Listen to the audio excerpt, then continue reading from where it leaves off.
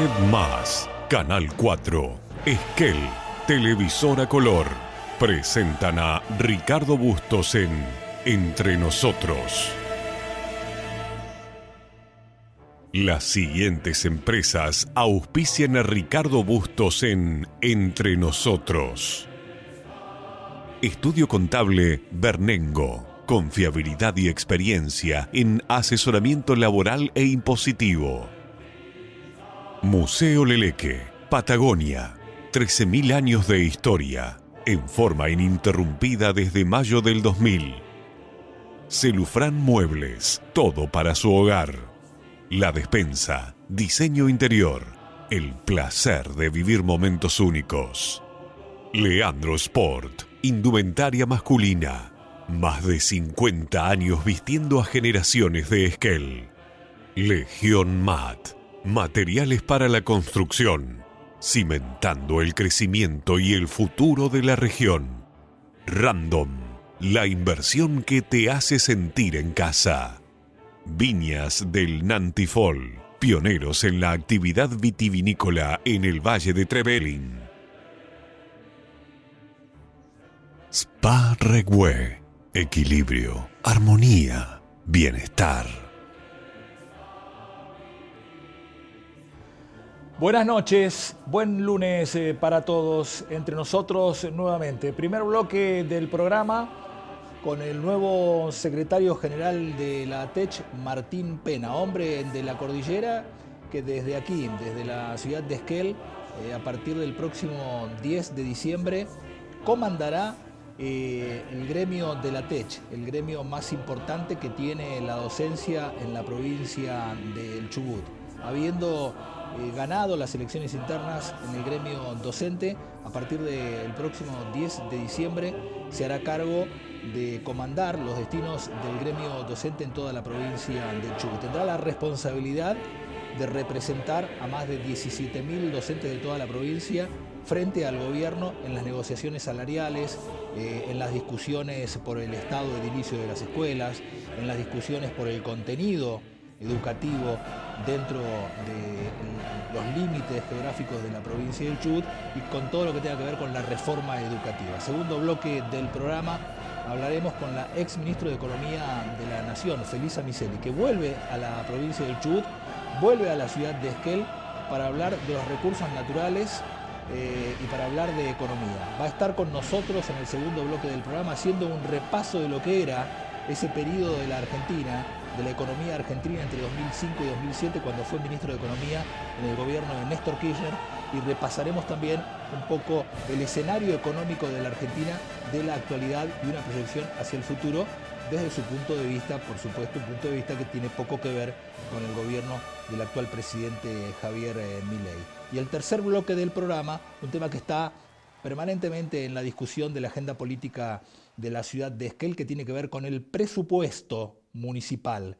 Son casi 47.000 millones de pesos que pretende el intendente Matías Tacheta ejecutar el año que viene y que, por supuesto, esos 47.000 millones de pesos son los que en cuota parte cada uno de los esquelenses deberán tributar a través de los impuestos. Bueno, ¿cómo se ejecuta un presupuesto? ¿De dónde sale el dinero? ¿Quién lo controla? De todo eso vamos a hablar con Jorge Jürgen, que fue secretario de Hacienda en el gobierno de Ubaldo Ongarato por la década del 90 y además fue 3 veces concejal en la ciudad de Esquel. Desde su experiencia nos va a explicar qué es el presupuesto, quién lo financia, que ya sabemos, es usted y soy yo, y de qué manera se debe controlar y se debe ejecutar. Todo esto entre nosotros esta noche. Comoderos es la más grande. ¿Y allá no tienen gente? Sí, tenemos. La agrupación va creciendo, en algunos lugares con más fuerza, en algunos lugares hace menos tiempo. Comoderos es una de las últimas que estamos construyendo, la agrupación Celeste, se llama así. Sí. Y bueno, vamos con los pasitos, ¿no? Ahora ya logramos pasar los 220 votos, que era algo que no se llegaba. Y bueno, eso nos dio congresales, que son también la parte, digamos, legislativa, si se quiere, dentro del sindicato, que no los teníamos ahí. Bueno, eso también nos ayudó a hoy tener no solo lo que es la Junta Ejecutiva Provincial, sino también un congreso favorable. ¿Cuántos docentes hay en la provincia de Chubut? 17.500 docentes. ¿Cuántos afiliados tiene ATECH? Hoy 7.000 afiliados. 7.000 sobre 17.000. Sí. ¿Aspiran a más? Siempre se aspira a más. Siempre, obviamente. Y de 7.000, ¿cuántos votaron? Y alrededor de 2.000 y algo, 3.000 casi. ¿Qué les pasó al resto? ¿Qué pensás que le pasó al resto que no votó? No es para desmerecer el precio de la elección, pero ¿qué le pasó al En resto? realidad entendemos nosotros que hay Porque era gratis como votar. en todo. Lo único que había que hacer es ir y votar, nada A ver, más. es como en todo. Si vos te fijás lo que votaron en las legislativas nacionales, también es muy bajo la cantidad de gente. Si te fijás en Claro, en las nacionales también, está en las bien, pero provinciales. ustedes, el afiliado de ATECH, paga una cuota por tener la representación, paga una cuota, o sea, ya que pago, por lo menos voy y me involucro, ¿no? Digo, Sí, o sea, a ver, de respuestas a eso hay tantas como afiliados. Uno Sí. te puede decir no tuve ganas, otro te puede haber dicho no me Sentí representaba representado. ninguno, No. U otro me olvidé, otro no llegué. Ah, En mirá. algunos casos hubo gente que los padrones estuvieron no muy bien armados y también había gente que estaba afiliada y no apareció en los padrones. Digo, hubo varias cosas, digamos, pero el número en sí no es menor, digamos, siempre más o menos está en esta medida y a veces un poco menos. ¿A veces menos? Participación, a veces menos. Y en esta nos pareció bueno eso. Fue mayoritaria a lo que estábamos acostumbrados y ¿El número fue bueno, mayoritario? sí. 2.000 y pico. 2.000 y algo, sí, casi 3.000. Bueno, ¿y el resultado cómo le fue a usted? Bueno, ganaron, obviamente, vos sos el nuevo secretario general, pero ¿cómo fue el resultado final?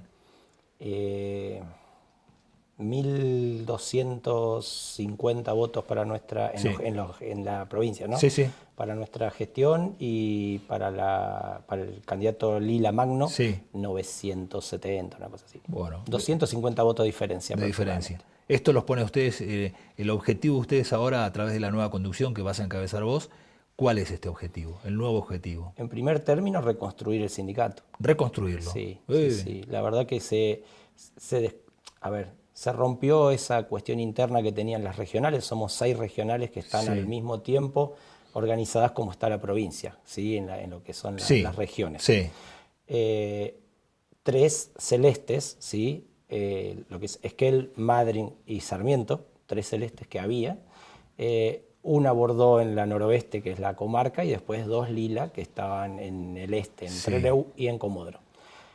Generalmente funcionó así, siempre fue así, digamos, nunca hubo una homogeneidad de eso, pero bueno, lo que empezó a suceder es que la Junta Ejecutiva, al haber ganado solo 2, ¿sí? Comodoro y Trelew, como que empezó a dejar de lado a la oposición. Entonces las regionales empezamos, digo como secretario regional, empezamos a tener 0 respaldos, 0 atención, 0 respuestas, y se empezó a desmembrar, y eso cada regional tuvo que ponerse al hombro lo que podía.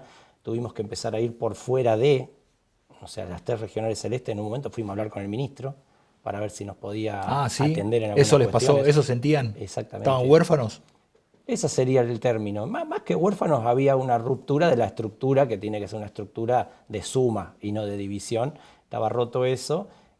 Yo creo que como secretario regional y por mi característica y mi forma de vivir, no necesito tener a alguien que me controle, me cuide o me lleve, sino que quiero ser parte de esa construcción. Bueno, no pudimos serlo como secretarios regionales, varios, y bueno, tuvimos que buscar la alternativa. Bueno, ahora sos el secretario general del gremio. Exacto. Y por tus condiciones, tus características, tu perfil, ¿cuál será la forma de aproximarse a ese otro sector del gremio que los tuvo huérfanos? ¿De qué manera te vas a acercar a ellos ahora? Bueno, te cuento, estuvimos en el recuento de votos y desde ya estamos hablando con la gente de Comodoro, que es la única región lila que quedó. Sí. Estamos hablando con la gente de Comodoro de cómo vamos a trabajar en el consejo directivo, cómo van a ser los aportes que se hagan desde las regionales, porque tenemos que volver a construir eso, esa unificación con todas las particularidades que tiene cada región.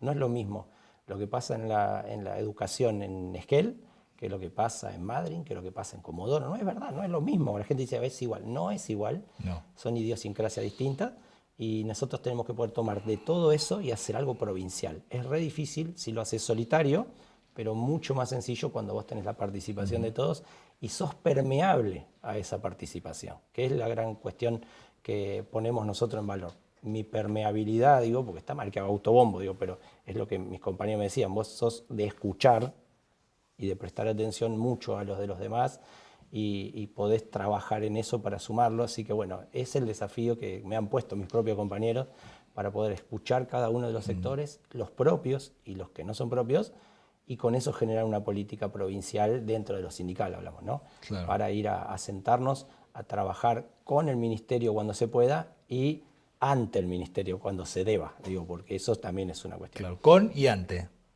Sí, porque el ministerio debiera ser un socio, pero además es la patronal, es la que paga.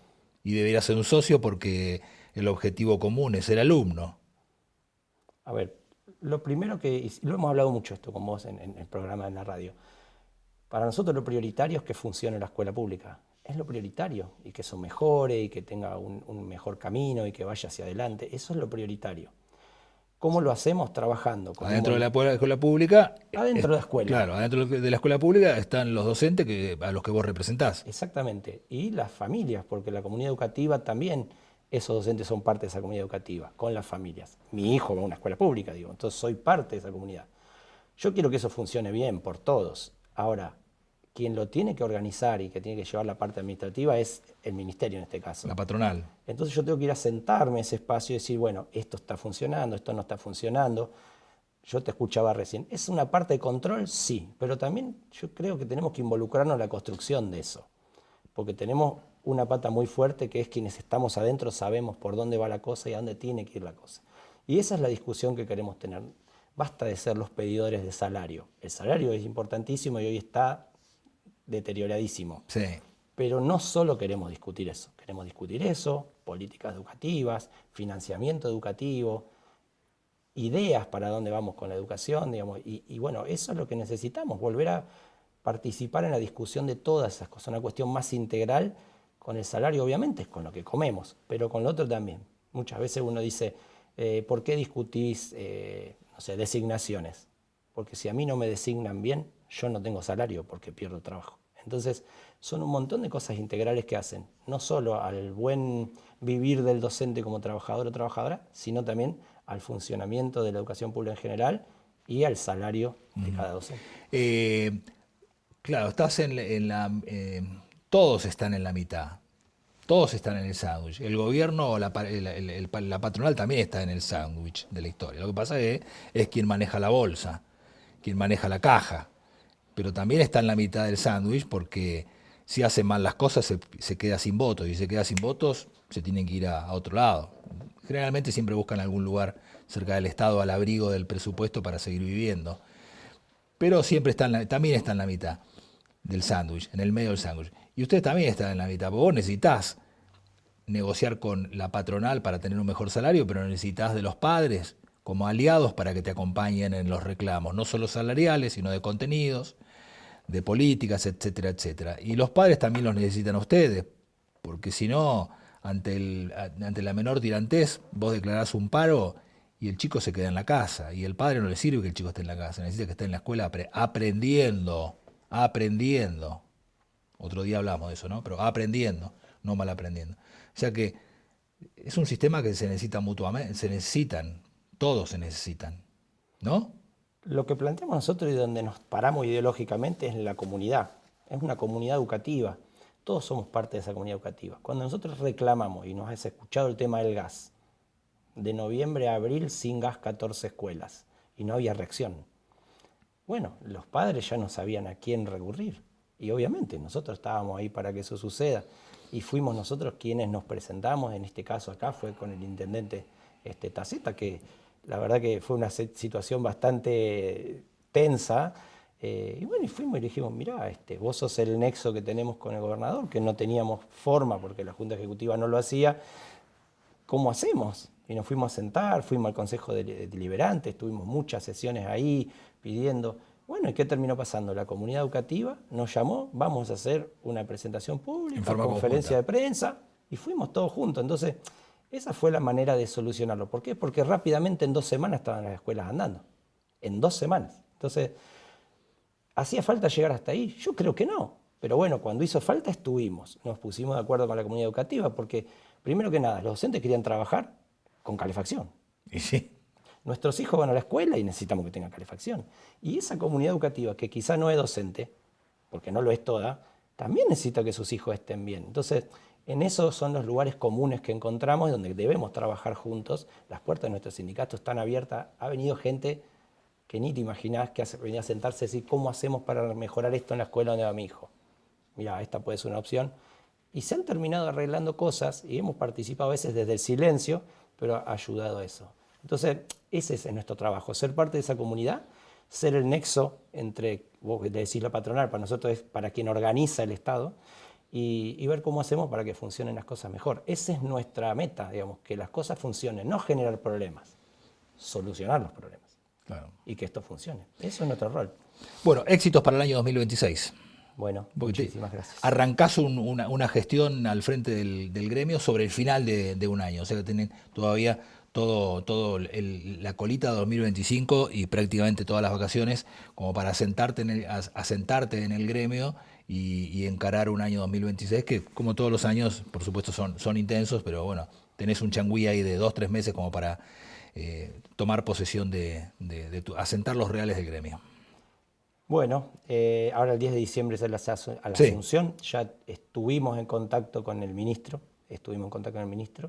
La idea es sentarnos rápidamente una vez que podamos asumir y empezar a trabajar con eso. Nos tiene a las corridas 2 puntos específicos. Uno es lo salarial.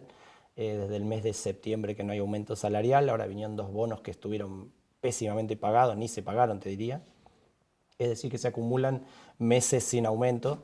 Uno de los compromisos era ir siguiendo la inflación, más allá de que estuviésemos de acuerdo o no, eran al menos un camino. Bueno, hace ya varios meses, desde septiembre, que fue el último que nada, y no hay visión de llamada paritaria. Eso es un problema muy grave porque se van a ir acumulando más costos y mucho más aumentos de lo que es la inflación. Eso hay que resolverlo antes de fin de año. Totalmente. Y la segunda parte es lo que más tiene complicado a una gran población de la educación, que es la titularización de secundaria, donde bueno, se han tomado algunos criterios, se han arbitrado algunos medios para hacer titularización, no está conteniendo a todos y hay muchos compañeros y compañeras que van a quedarse con menos horas de las que tenían, muchas menos, lo que va a hacer que los bolsillos se queden más flacos y también gente que queda fuera directamente sin nada, ¿no? Entonces, bueno, en esta conversación pudimos ponernos de acuerdo con él a trabajar ese papel, ese pliego que hay, para ver cómo lo acomodamos para que haya una mayor oferta de horas, una mayor amplitud para que más compañeros queden dentro de eso comprendidos y que no sea un cimbronazo tan fuerte. Así que bueno, es el compromiso más rápido que tenemos, lo salarial y esta titularización que bueno, hoy día tiene con mucha ansiedad a muchos trabajadores y trabajadoras de secundaria que no saben qué va a pasar con ellos el año que viene, que eso sería en febrero. Así que bueno, tenemos ese compromiso y ese apuro de resolverlo en estos meses que vos decís, que no serán vacaciones seguramente. Bueno, éxitos para el año que viene, Martín. Muchas gracias, Ricardo. Nos vamos a una pausa, volvemos enseguida.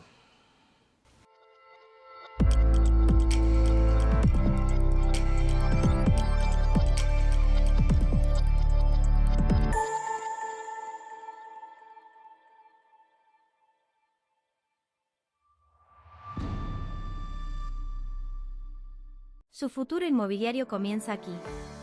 Somos Nelson Muse Propiedades, una empresa familiar de Esquel, en el corazón de la Patagonia.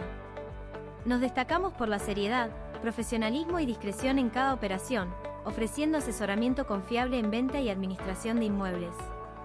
En Nelson Muse Propiedades, cuidamos cada detalle para que cada decisión inmobiliaria sea un paso seguro. Spa Regbue equilibra tu cuerpo y armoniza tu interior. Disfruta una amplia variedad de masajes, baños de inmersión con aceites esenciales, sauna seco, ducha escocesa, aroma y cromoterapia, limpieza facial y exfoliación corporal.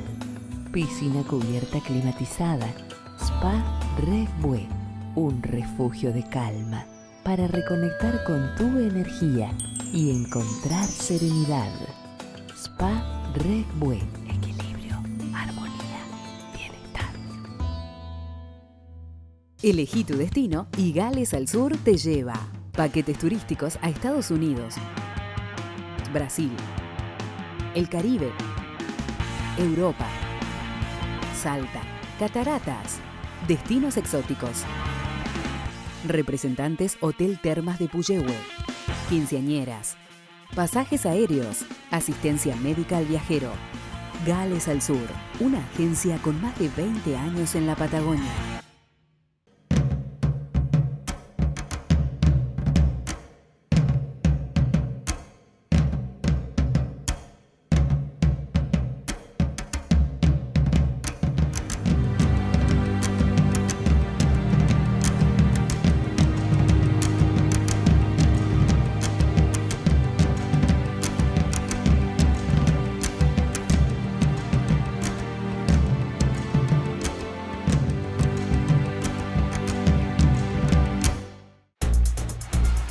Cuando confías te animás a cualquier desafío. Por eso Manu va a ser judo y la Peque va a jugar al básquet.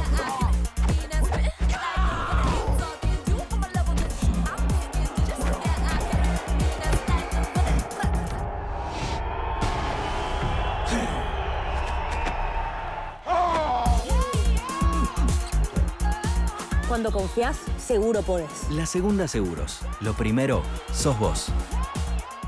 Sí, mucho trabajo. Por suerte yo no me puedo quejar. ¿Usted está trabajando? Yo estaba hasta ahora porque estaba asesorando al senador Parrilli de Neuquén, Sí. pero termina su mandato ahora. Sí, termina en diciembre. Así que me voy a tomar un merecido descanso porque ya con la jubilación me sostengo hasta... En marzo ya me voy a agarrar la inquietud de que... Algo va a hacer. Algo tengo que hacer. Porque además justo viene mi hijo, mi nuera y mi nieto viven en el exterior, en Francia. Y vienen justo a pasar desde Navidad hasta principios de marzo. Entonces dije, no, yo me quedo con ellos todo lo que pueda. Corta de trabajar. Sí, totalmente. Bueno. ¿Estuvo haciendo asesoría en el Senado? Sí, de distintos temas vinculados a... Todos económicos, pero dentro de lo económico... a toda la cuestión que es acuerdo con el Fondo Monetario, la cuestión externa del uso de las divisas, el endeudamiento, muy referido a la macroeconomía. Sí, bien lo suyo. ¿Cómo llegó usted en el 2005? Claro, usted fue la segunda ministra de Economía de Néstor Kirchner. Porque primero fue estaba Labaña. Bueno, Labaña lo heredó de Duhalde. Correcto, exactamente. El primer ministro de Economía propio de Kirchner es usted. Sí. ¿Cómo llega? Hagamos un poquito de historia para mucha gente que está mirando el programa. Bien. Usted tiene, no quiero preguntarle la edad porque es una descortesía de un caballero, pero es una mujer que, digamos, es de los baby boomers, para decirlo de alguna manera. Es de los baby boomers. Y nosotros estamos trabajando hoy con una audiencia de la famosa generación de cristal, así que imagínense que mucha gente que no...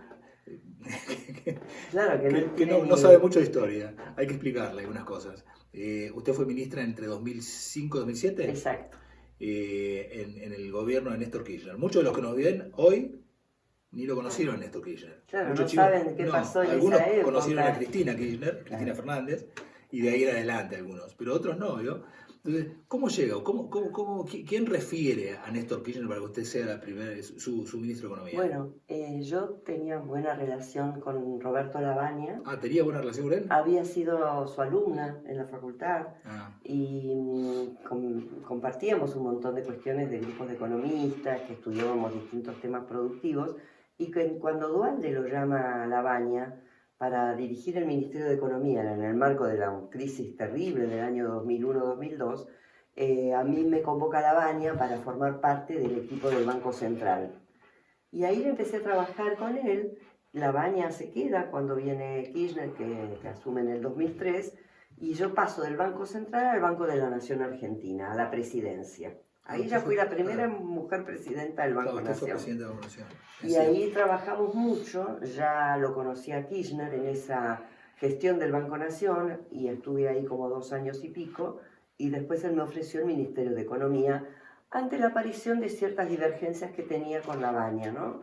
Por supuesto, lo hablamos todo y quedamos... divergencias profesionales. Sí, yo creo que deben haber sido también un poco del carácter quizá y algunas posiciones... ¿Carácter de los dos? Sí, claro, de los dos. Son 2 personalidades muy extraordinarias, ¿no? Sí. Y creo también que había diferencias de punto de vista respecto de qué hacer con... ¿Se sigue hablando con Labaña? De vez en cuando, sí. Sí. Ahora, bueno, ya uno no está tan metido en la coyuntura, en la cotidianidad de la economía, pero siempre para mí es un referente muy importante y fue un gran ministro de Economía para mí. Claro. Vamos a ir y venir en el tiempo, si me lo permite. Sí, cómo no, con todo. Es la segunda vez que la entrevisto porque vino hace como 2 años y tuve la oportunidad de entrevistarla para radio. Para la radio. Esto es para televisión, es para Canal 4. Es otra cosa, pero tengo tiempo, así que vamos a ir y venir en el tiempo. Ese periodo de la economía argentina es muy distinto al que atravesamos hoy, muy distinto al que atravesó, muy distinto a todo lo demás. Ese primer periodo del kirchnerismo, yo ni le voy a preguntar si usted es kirchnerista o no es kirchnerista, yo vengo con la cabeza muy abierta en ese sentido, así que yo no le voy a preguntar si usted es kirchnerista o no es kirchnerista. Pero ese primer periodo del kirchnerismo es muy distinto al segundo y tercer periodo con Cristina Fernández y muy distinto al periodo de Alberto Fernández, el de Macri y el de Milei. Totalmente distinto, no se puede comparar nada con nada. Por diferentes motivos, mundiales e internos. Mundiales e internos. ¿Qué rescata de aquel periodo que fueron 2 años? Porque usted se fue y ¿quién asumió después? Bueno, se fue Néstor. Y se vino Miguel Peirano. Peirano. Bueno, pero lo sucedió a usted Peirano junto con Kirchner. Sí, exactamente. Sí. Exactamente. ¿Qué rescata de ese periodo? Yo rescato la posibilidad... Como virtuoso, ¿eh? De virtuoso. Yo soy muy defensora de lo que se hizo en ese tiempo, ¿no? Un grupo de economistas muy bien preparados, comandados por Lavagna en su momento, que... Ortodoxos todos. Heterodoxos. Sí, yo los veo ortodoxos, ¿eh? Yo creo que nosotros éramos muy ortodoxos en lo fiscal, sí, porque teníamos un superávit enorme que nunca más se volvió a repetir. Sí. Pero heterodoxos en cuanto a que queríamos que el mercado interno prosperara. Sí, en eso sí, pero... En eso decía yo, la heterodoxia, ¿no? De buscar mucho que hubiese mucho aumento de la producción. Sí. Mucho aumento de la producción, que se llevaran adelante los emprendimientos de la mayoría de las empresas, que acuérdese que veníamos de un momento donde la capacidad instalada de la empresa era muy alta y se usaba muy poco. Que se ponga en marcha todo ese aparato productivo ocioso.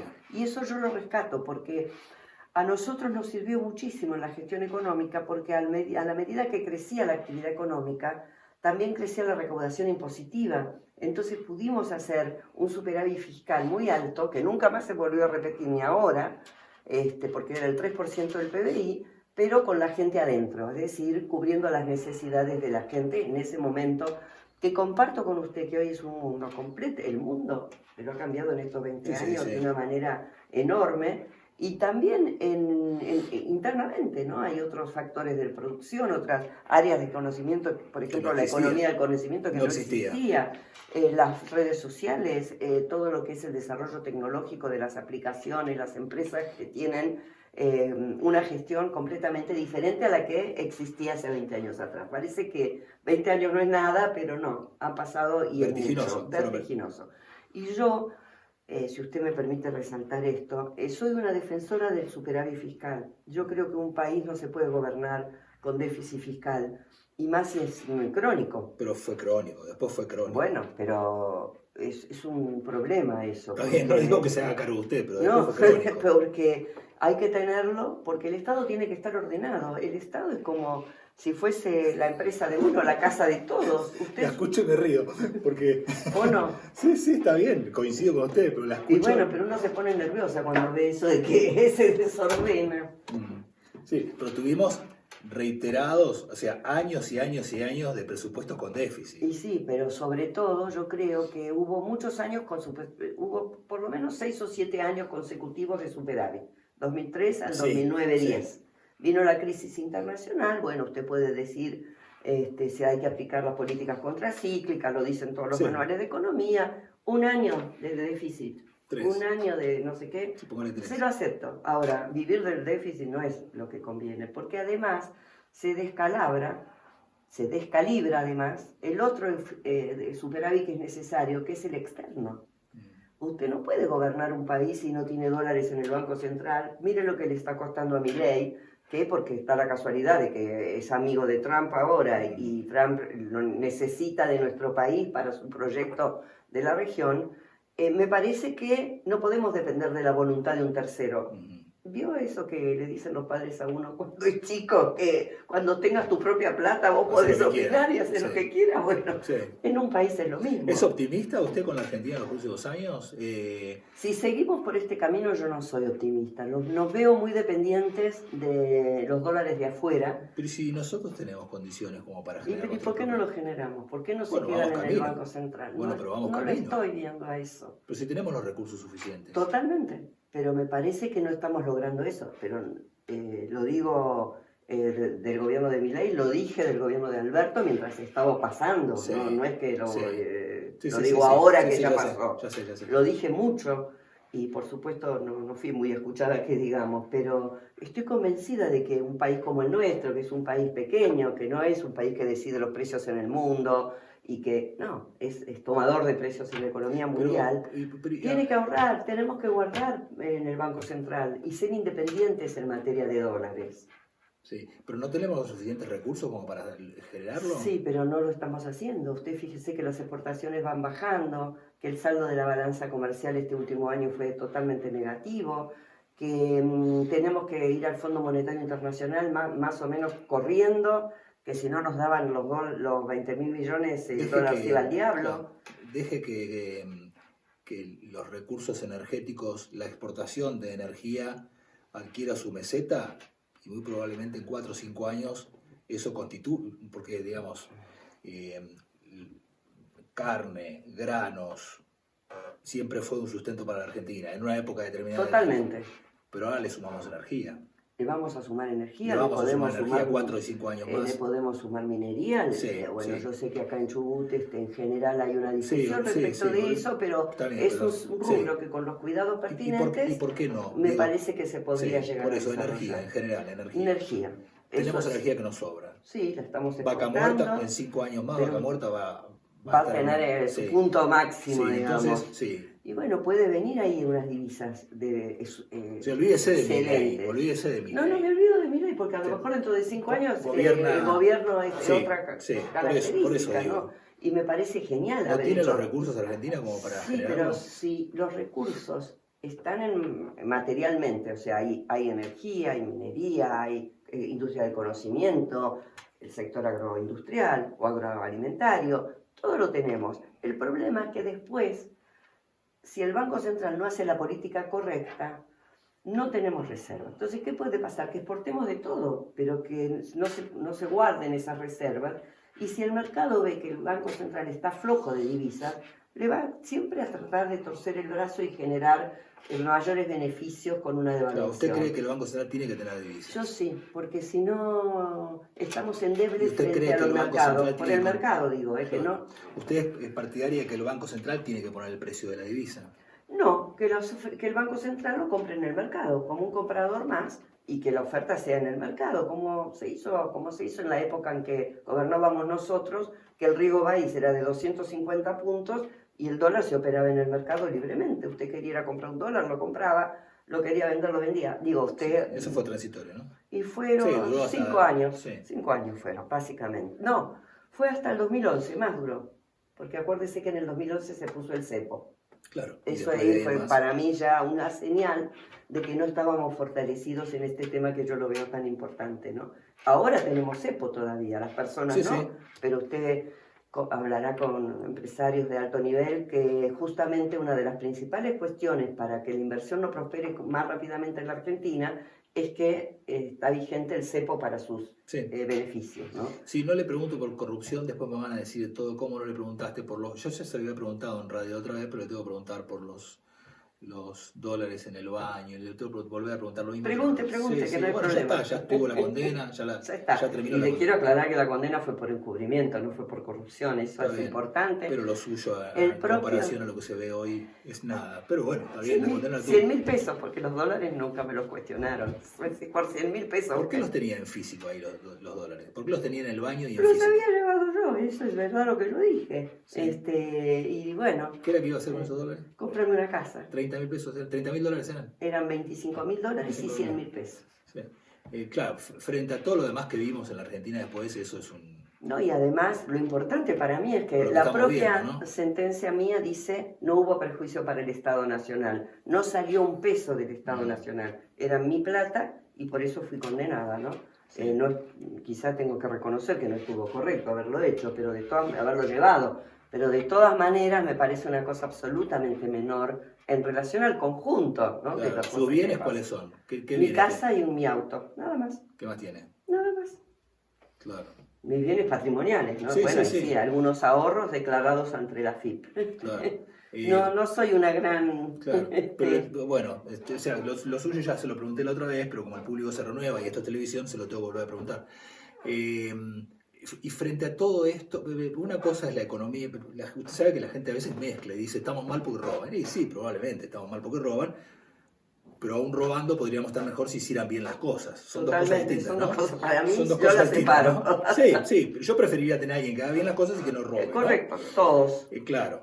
Pero bueno, ¿y qué reflexión le merece? Todo lo que estamos viendo, lo que hemos visto, lo que veremos, todo. No le pongo un nombre Porque tendría que ponerle el nombre de Cristina, tendría que ponerle el nombre de Landis, tendría que ponerle el nombre de todo. De Karina, Milei. Todo. Lo que pasa es que Karina todavía no tiene condena firme. Exacto. Cristina la tuvo hace ya poco. acaba de tenerla.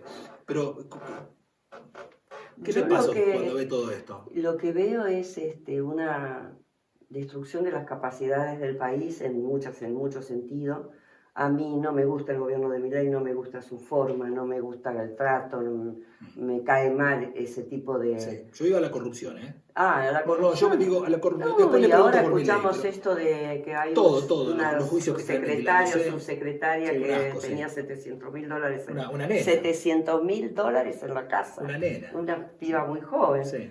Y creo que es un punto muy débil para Milei, que dijo que iba a combatir a la casta, y ellos son casta también, lo están demostrando. Esto seguramente la justicia acá es lenta, y dentro de 5 o 10 años tendremos una condena de todos estos hechos que estamos viendo ahora. Ojalá que las tengamos, bueno, tendrá que explicar a esta chiquita que hace sacó $700.000 en su casa, ¿no? Exactamente, entonces me parece... Y su padre que está preso por prostitución, no por prostitución, sino por proxenetismo. Parece que sí. Hoy también por estar en el medio de estas operaciones en la ANDE. Pero yo quería envolver todo, para no direccionar o caerle a Milei encima o caerle a Cristina encima. Cristina ya está pagando una condena por corrupción, pero ahora viene Cuadernos y después vendrá todo, y el caso Libra. ¿Qué le pasa a la Argentina, no? ¿Qué le pasa? Bueno, usted fue funcionaria y estuvo mano a mano con Debido, pues lo trató mil veces. Debido ahora está en otra causa. Usted no pagó la condena, pero digamos anda limpia por la calle. ¿Qué le pasa a esa gente que no se conforma con un buen sueldo en el Estado? ¿Qué le pasa? Yo la verdad que no se lo puedo explicar sinceramente, porque creo que muchos de los que toman la gestión pública hacen muchos negocios particulares, y a mí me parece que eso debería ser incompatible, lo sigo sosteniendo, y creo que hay también una cuestión de que realmente el modelo de gestión que nosotros tenemos no es un modelo transparente. El Estado no es transparente en su gestión. No hay todo lo que uno escucha a veces, lo escucha después que pasó, no es preventivo. Por ejemplo, cuando se privatiza algo que uno sabe siempre que alguien se beneficia y a veces no correctamente, no aparecen los nombres de las empresas que participan, en fin. ¿Vamos camino a solucionarlo el problema después de 40 años de democracia, Felisa? Me parece que no. Y con este tipo de políticas que se están aplicando ahora no lo veo. Me gustaría verlo, no lo veo. Yo nunca me ilusioné con mi ley, se lo puedo aclarar, Ricardo. Yo muy sinceramente, yo siempre estoy para que lo sepan también los oyentes, siempre del lado kirchnerista o tratando siempre de sostener la idea de un país que produzca, que trabaje. Y acá hay un tema de especulación financiera que, hablando de corrupción, es tremendo, es tremendo. Cada bono se emite a través de bancos que son elegidos a dedo, y esos bancos cobran fortunas y cobran comisiones. El JP Morgan es el banco que puso los funcionarios tanto del Banco Central como de Economía de este gobierno, y es el que está intermediando los fondos que da el Tesoro de los Estados Unidos.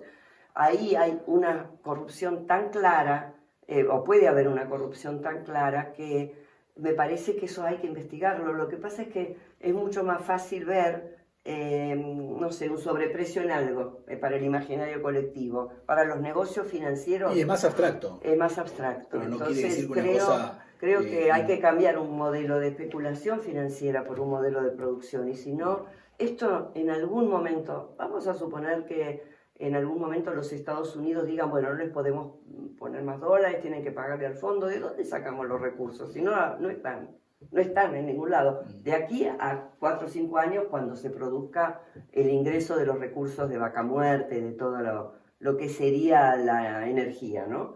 ¿Qué hacemos en el medio? Porque los mercados no operan. Cuando empieza la desconfianza, y Trump dice hoy mismo pasó ya, hoy mismo dijeron los bancos que no van a dar los 20.000 millones que habían prometido, que están bajándolo a 5.000.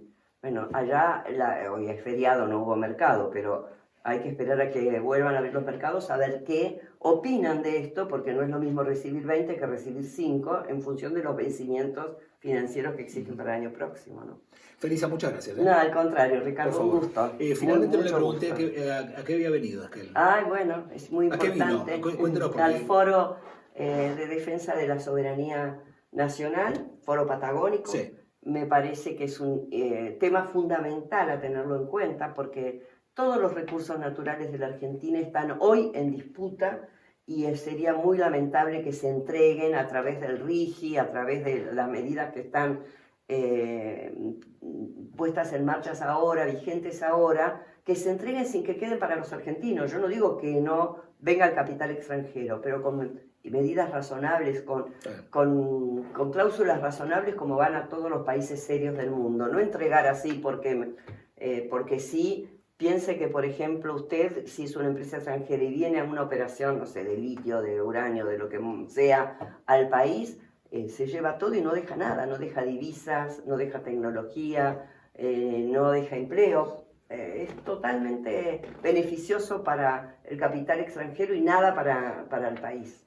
Gracias, Felisa. Al contrario, un gustazo. Bueno, nos vamos a un corte, enseguida volvemos. Cuando confías te animás a cualquier desafío. Por eso Manu va a hacer judo y la Peque va a jugar al básquet.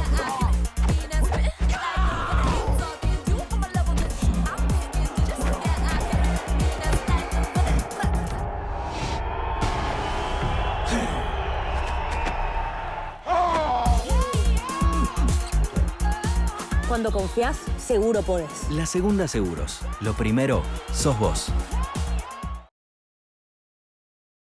Su futuro inmobiliario comienza aquí. Somos Nelson Muse Propiedades, una empresa familiar de Esquel, en el corazón de la Patagonia. Nos destacamos por la seriedad, profesionalismo y discreción en cada operación, ofreciendo asesoramiento confiable en venta y administración de inmuebles. En Nelson Muse Propiedades, cuidamos cada detalle para que cada decisión inmobiliaria sea un paso seguro. Elegí tu destino y Gales al Sur te lleva. Paquetes turísticos a Estados Unidos, Brasil, el Caribe, Europa, Salta, cataratas, destinos exóticos. Representantes Hotel Termas de Puyehue, quinceañeras, pasajes aéreos, asistencia médica al viajero. Gales al Sur, una agencia con más de 20 años en la Patagonia. Spa Regbue equilibra tu cuerpo y armoniza tu interior. Disfruta una amplia variedad de masajes, baños de inmersión con aceites esenciales, sauna seco, ducha escocesa, aroma y cromoterapia, limpieza facial y exfoliación corporal. Piscina cubierta climatizada. Spa Regbue, un refugio de calma para reconectar con tu energía y encontrar serenidad. Spa Regbue. Equilibrio, armonía, bienestar.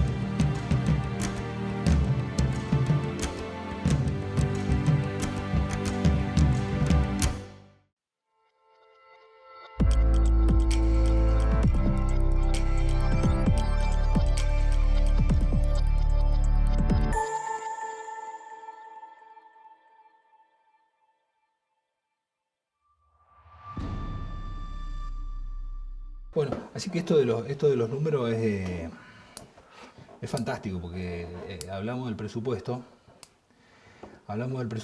y a veces hablamos del presupuesto y no sabemos de cuántos números estamos hablando. Y a veces el ciudadano, que es el que paga todo esto, porque es el vecino, el contribuyente el que paga todo esto, como que no percibe, no alcanza a dimensionar cuánto es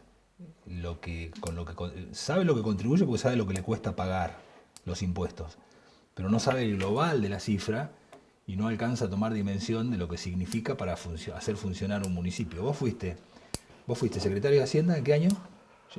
Yo ni había nacido todavía. No, vos no. No había nacido. No.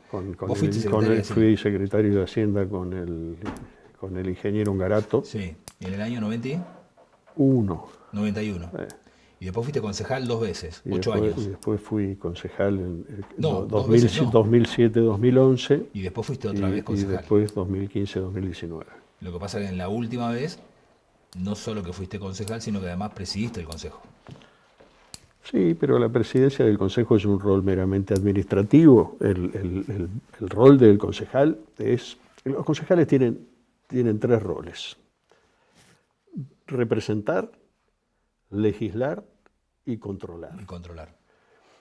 Y necesitan los concejales que alguien les administre la casa, digamos. Esta es la tarea del presidente, es esa, es ordenar el funcionamiento de la casa. Y el trabajo del... Pero no inhibe las funciones del concejal. Que a la larga también terminás votando. Por supuesto. Pero la tarea del secretario de Hacienda es administrar los recursos de los contribuyentes. Esa es otra, claramente. Totalmente distinta. Sí, claramente, porque el presupuesto tiene una etapa de elaboración que, excepto los municipios que tienen cartas orgánicas que nosotros no tenemos funcionando, pero tampoco difieren mucho de lo que prescribe la ley 1646, la ex 3098, digamos que es la ley de corporaciones municipales. Sí. Entonces tiene una etapa de elaboración que esa le está encomendada exclusivamente al Departamento Ejecutivo. Después viene una etapa donde los concejales tienen que visibilizar ese presupuesto. Luego viene la votación y finalmente viene la etapa de control. Y de ejecución. La ejecución. El control de los concejales. Sí. Después que el presupuesto fue convertido en ley, se le entrega al Departamento Ejecutivo y luego de eso vuelve al Consejo Deliberante para el control ulterior. Para ser controlado. Para controlar la ejecución de lo que el Consejo ordenó. Que es un trabajo, entonces, todo esto, esta charla que estamos teniendo hoy es una charla didáctica, porque vos ya no tenés ni funciones ejecutivas para diseñar el presupuesto como lo hiciste con Ongarato cuando eras secretario, ni funciones legislativas como eras cuando eras concejal. Simplemente esto es, en base a tu experiencia, explicarle al televidente cómo se hace un presupuesto, cómo se ejecuta y cómo se controla. Que es dinámico. Absolutamente dinámico. Nace en la cabeza del intendente y sus colaboradores, se pone al referéndum de los concejales, vuelve al Ejecutivo para que lo ponga en marcha, lo gaste, y los concejales lo van a ir controlando mes a mes si hay desvíos o no hay desvíos. Es exactamente. ¿Dicho así? ¿Está bien? Sí, está bien dicho. Vos lo acabas de declarar. El pueblo no delibera ni gobierna sino a través de sus representantes. Esto que yo voy a decir corre por mi absoluta cuenta. ¿Qué? Solamente puedo hablar de esta dinámica, no del contenido que tiene este presupuesto. No, eso. Porque en el fondo. Eso es materia opinable, pero. No, porque es el plan de gobierno que presentó el intendente. Eso está. Pero la labor de representación que tienen los concejales, a mí me hacen ver que cada decisión presupuestaria donde hay recursos aplicados al bienestar general de la comunidad, son el voto de la representación. Los que convierten en ley la herramienta presupuestaria son los concejales. Sí. Y esto hay que tenerlo claro. Y los recursos no son la voluntad de los concejales ni del intendente. Los recursos son públicos. Los recursos son de los contribuyentes. Que ponemos del bolsillito mes a mes o una vez al año. O como fuere. Los vecinos. Exactamente. Eso hay que tenerlo. Yo escucho tu programa cuando la gente dice, no pasan por mi cuadra a recoger la basura, el adoquinado de esta otra. Bueno, todo eso tiene que estar contenido en esta herramienta a la que nadie le bolilla. Pero el presupuesto es la herramienta financiera central de la estructura del municipio. Es lo que explica por qué a la mañana se enciende la luz y por qué a la noche se apaga o se cierra la puerta. Tal cual. Lo que pasa es que es una empresa que no se cierra a la noche. No, claramente. No. Las 24 horas del día. Exactamente. Bueno, pero entonces esa dinámica, y los representantes son los encargados de darle esta etapa. Ahora el presupuesto ingresó al Consejo el 14, entiendo que fue así.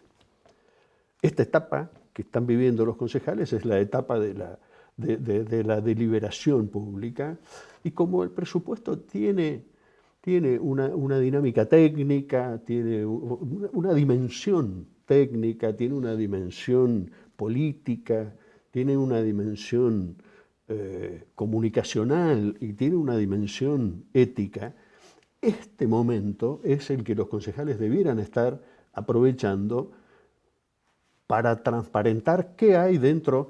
A los concejales les llega un paquete así. No tanto, pero son muchos números. No. Llega. Eso es el presupuesto. La ordenanza nacional, llega. También. Llega la ordenanza tarifaria. También llega la tarifaria. Porque el presupuesto es una ensalada de números. Sí. Después está la contraparte. Es un Excel, pero el que explica qué hay en el Excel es la tarifaria. De modo tal que estas dos herramientas también tienen que ser leídas de consumo. En paralelo. Por supuesto. Esto hay que, si tenemos que ser didácticos, hay que Por eso entran las dos juntas. Por eso entran juntas, porque la exposición de motivos de cada gasto está en la ordenanza tarifaria. Que es la que me dice cuánto me vas a cobrar por cada cosa. Exactamente. Que no hay mucho, mejor dicho. En la tarifaria me vas a explicar cuánto me vas a cobrar por cada cosa que me vas a cobrar y por qué. El por qué. ¿Cuánto y por qué? ¿Y cuánto y por qué? ¿Y para qué? ¿Y para qué? Y esto sí ya es un detalle de partidas y de contabilidad. Porque por sobre todo esto está después la ley de contabilidad. ¿Sí? Que tiene que ser aplicada sí o sí rigurosamente. Naturalmente. Y la ley de corporaciones. Bueno, la ley de corporaciones es la que marca, anécdotas. Lo que puedo hacer y lo que no puedo hacer. Bueno, y cómo contratar y cómo no. Por ejemplo, la ley de corporaciones municipales dice que el Departamento Ejecutivo debe presentar antes del 31 de octubre el proyecto de presupuesto al Consejo Deliberante. Esto es un imperativo de la norma. No es que diga, si tiene ganas, esta es la fecha, si le parece bien, si el secretario de Hacienda está de buen humor o mal humor. No. Antes del 31 de octubre. Y no es caprichoso esto, porque la misma ley dice después que el Consejo Deliberante, antes del 31 de diciembre, tiene que devolverle al Departamento Ejecutivo la herramienta con la cual va a funcionar. Todo el año. Todo el año. ¿Sí? Tenemos 31 de octubre, 31 de diciembre. Ese periodo tiene que ser el periodo de esta deliberación, de esta discusión, que sobre todo, lo digo yo, no importa, lo digo yo, pero ese es el momento en que los concejales debieran aprovechar para hacer docencia con lo que hay ahí, porque la desconfianza la tienen hoy los concejales, ¿sí? La gente sospecha, está desconforme, están molestos con sus representantes. Y yo creo, lo conversábamos recién acá en la antesala, el pasado no lo vamos a arreglar, el pasado no lo vamos a modificar. Sí. Pero si nosotros comenzamos a tener en el presente actitudes que nos ayuden a salir de ese terreno barroso en el que estamos, es muy probable que logremos llevar las naves. ¿Actitud de qué tipo? ¿Docentes? ¿De transparencia? Y porque la transparencia va a estar ahí. Una vez que los concejales votaron el presupuesto,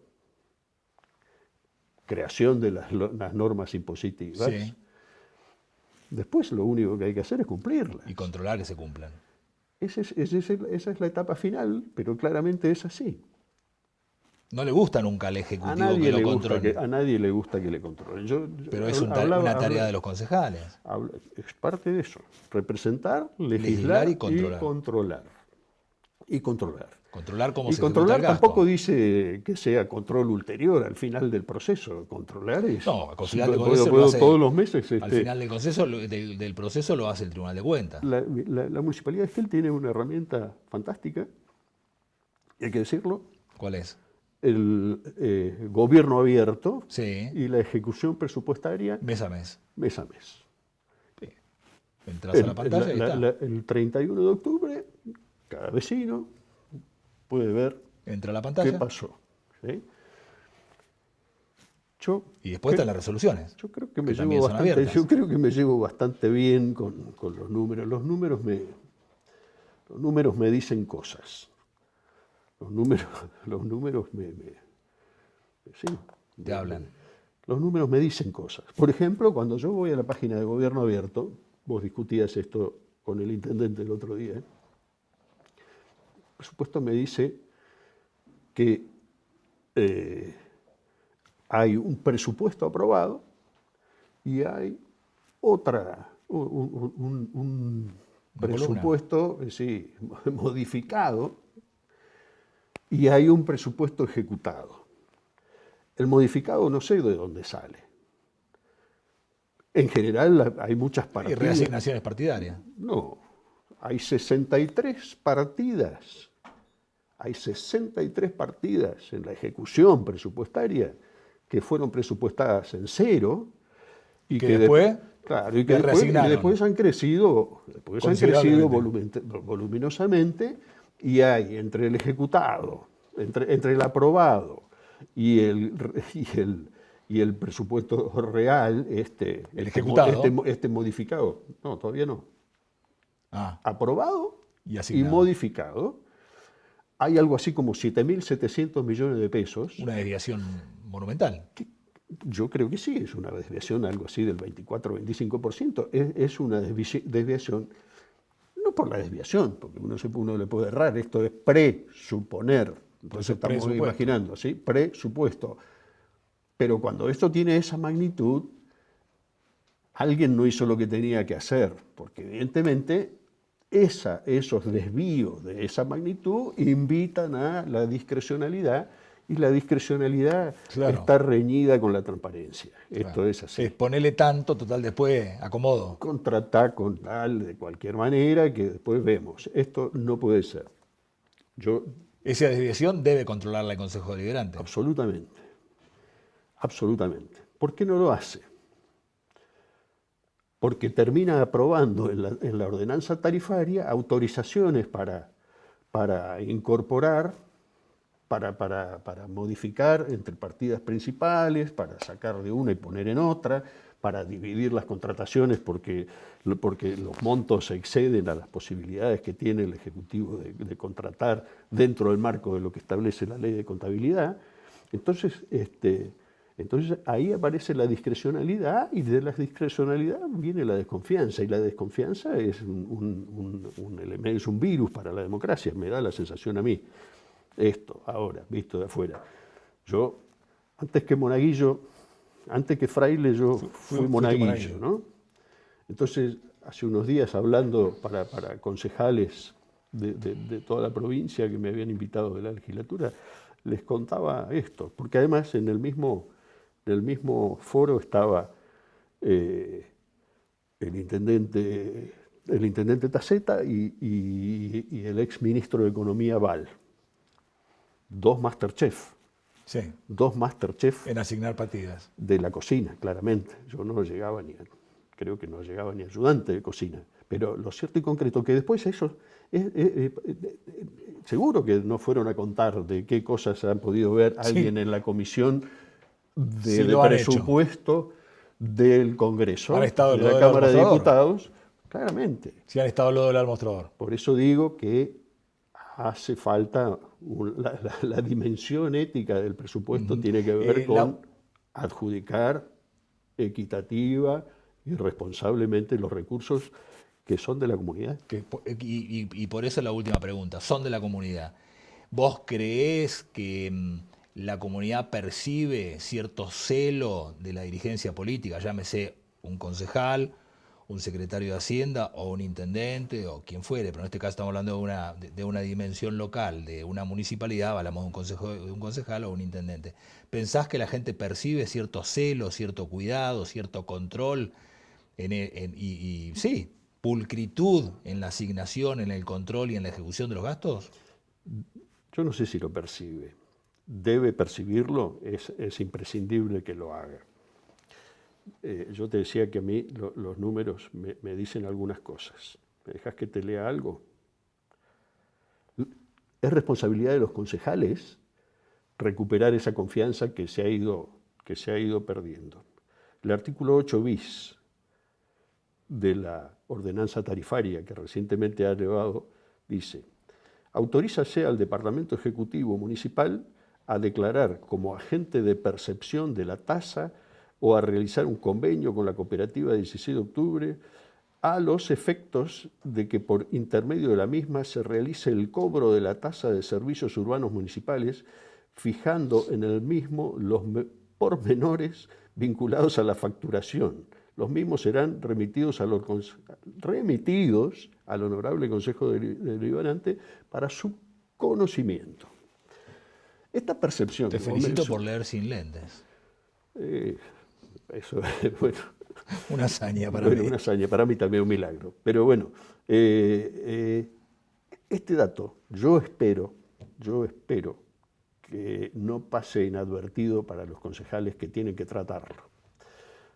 ¿Por qué te voy a decir esto? Porque hay una sentencia judicial reciente de un juez que además es vecino de Esquel, ratificada por la Cámara Federal, que impide hacer esto, que aparece colado como un artículo 8 bis dentro de la ordenanza tarifaria. Y como el paquete de cosas a leer es gravoso, hay que prestarle alguna atención. Para que nada se cuele. Porque el vecino, ¿qué puede hacer? A ver, el vecino debería estar esperando a ver qué hace el juez, que determinó que esto no debe hacerse. Claro, pero son los concejales los que tienen que velar. Pero naturalmente, porque alguien tiene que controlar, y controlar es poner el foco en estos detalles que para la gente el vecino de a pie tiene suficientes ocupaciones como para estar haciendo lo que le encomendó a sus representantes. Entonces, vos decías, ¿percibe?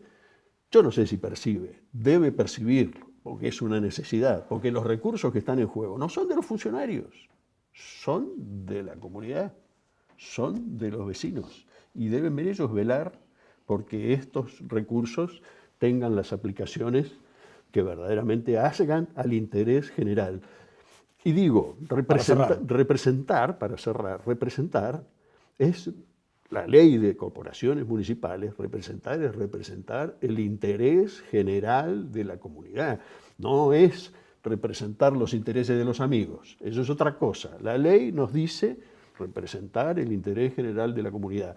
Y entonces, para no vivir al margen de la ley, yo aspiro y deseo y les pido encarecidamente a los concejales que se aboquen a estos detalles, porque nos van a hacer mejor la calidad de vida. Jorge, muchísimas gracias. Estuvimos hablando, ¿cuánto hay un sueldo promedio en la ciudad de Esquel? ¿Cuánto puede ser? ¿1 millón de pesos? ¿Menos quizá? No. 1 millón de pesos. 1.200.000, 1.500.000. 1 millón. Bueno, como para que la gente dimensione, estamos hablando de un presupuesto para la ciudad de Esquel. De lo que estuvimos hablando hoy es de un presupuesto de 47.000 millones de pesos. Gracias, Jorge. Nos vamos al último cierre de este programa de esta noche.